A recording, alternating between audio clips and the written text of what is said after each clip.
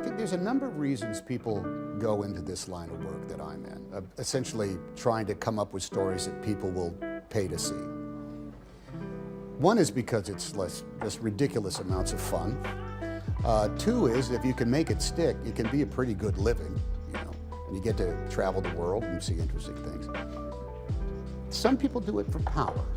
They just want to have a degree of power because that's the thing that gives them credence. Tom Hanks, one of Hollywood's most beloved actors, offers a sobering perspective on the entertainment industry's long-standing power dynamics and the dark underbelly of sexual misconduct that has defined Tinseltown. You and I, and even the likes of the people on the Turner Classic Movies, understand that the idea of the casting couch that existed in Hollywood is the part of both myth and concrete reality. Any place there's a boss with underlings in any corporation or any industry, you have a type of sexual politics that goes on that can slide in between appropriate ethics and decorum to let's see, inappropriate behavior to the point of harassment and sexual predatory behavior. Hanks doesn't mince words when it comes to those who abuse their positions of power. He draws a clear line between the natural human interactions that occur in any workplace and the exploitation that has plagued the industry for decades. On one hand, it's a parking space with your name on it, and to take it to another extreme, it's the ability to beat up on underlings and say things like, so you want a job? You want to keep your job? Well, then you're going to have to fulfill these other demands I have on you that are of a sexual nature. That is pure harassment. It's you know, to the degree of assault. There are people like that, without a doubt, in Hollywood. The actor acknowledges that while sexual harassment isn't unique to Hollywood, the industry's glamorous facade has often served to conceal its darker elements. But you know, part of it also goes like, look, we all, in a lot of ways, all of us we all left town and joined the circus. And the circus is glamorous in a lot of ways. And there is camaraderie, and there is sex, and there's attraction, and there's boyfriends and girlfriends, and there's flirting, and that's always been part of theirs. On-set affairs. However, Hanks is quick to differentiate between consensual relationships and the systemic abuse of power that has come to light in recent years. But this goes far beyond. This goes much farther beyond that because it ends up being a swaying of influence and it becomes part of the marketplace. It becomes, when it is inherent into the workforce that you join, that you have to succumb to a degree of sexual harassment in order to keep your job. When that happens, the only thing you can say is, number one, I hope the victims come out and tell all sorts of stories, everything, tell the truth about what goes on, and that the repercussions land exactly as they should. As the conversation turns to specific cases, Hanks doesn't hold back in his assessment of disgraced producer Harvey Weinstein.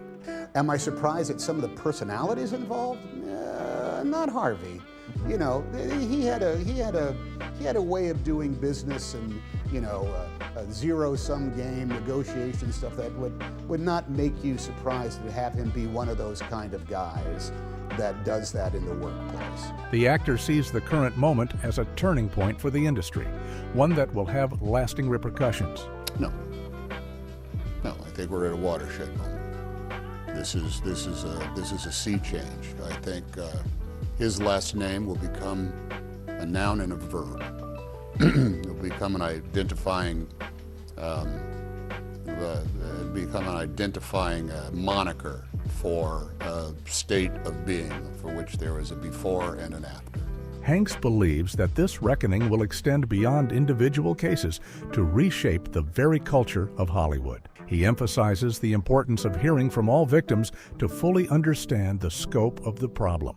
We got to hear from everybody so that we understand how vast and how all-encompassing this was.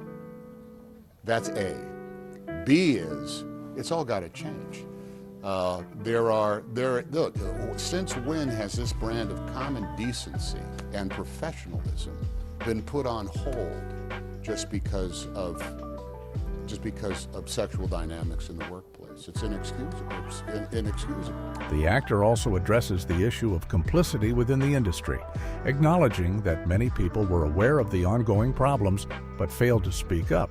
Well, I mean, I think people understand that, but the larger question is there a culture of complicity in Hollywood where women are afraid to speak up because they'll be blacklisted, men are afraid to speak up out of the same fear, or they just think, well, this is the way the system works? I think there are people that say, hey, this is how it works, pure and simple. Hanks is clear that such attitudes can no longer be tolerated. And this is why I got into it, and this is why I have power. This is how it works, and you have to understand that. That does not carry the day. Complicity, people who know, well, look, this is how we do business, and that's what it's got to be done. I'm sorry it's like that. So beware. That's also present, without a doubt, but it does not carry the day. As the industry begins to reckon with its past, Hanks predicts significant changes in how business is conducted. Don't be surprised if, there's going to be a sign in front of every one of the studio gates that will say all people entering this studio will obey this code of ethics or they will be escorted from the premises. And that will all be about sexual harassment and sexual predatory behavior. The conversation shifts to the potential for Hollywood to address these issues through its own storytelling. Hanks reflects on the power of film to drive social change, citing historical examples. Throughout all of American history, and which I have said, a gentleman's agreement with Gregory Peck in 1952 was about anti-Semitism that no one had ever touched before.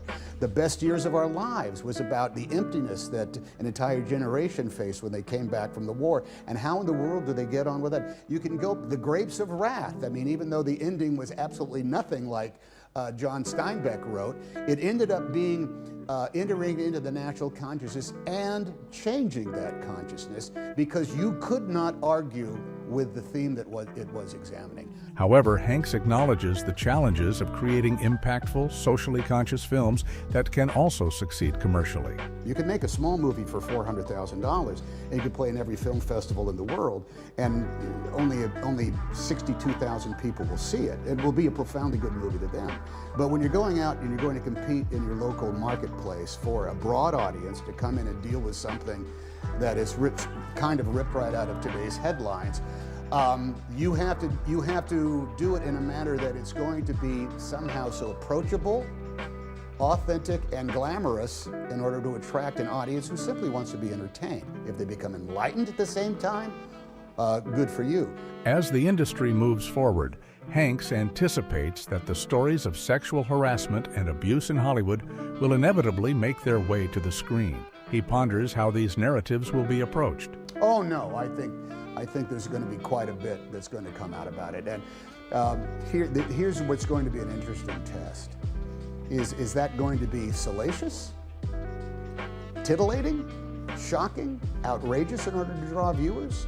Or is it going to be human and realistic and authentic in its details in order to see what that means? Hanks suggests that the most effective approach might be to fictionalize these stories to some degree. In some ways, you can already see, I'm sure there's already stories in development that are going to be based on the Harvey Weinstein or whatever. And is that going to be as, what's the word I'm looking for? Is that going to be as pure an examination of the theme as somebody else taking along and saying, well, let's fictionalize it and turn it into something so that we're not necessarily dealing with the specifics of any one person, but can get down to the specifics of what it really did to the human beings involved. Do you think, despite the serious nature of the topic, Hanks maintains his characteristic humor? When asked about the possibility of entering politics, he quips, "Politics is a show business for ugly people, and I think I'm too good looking."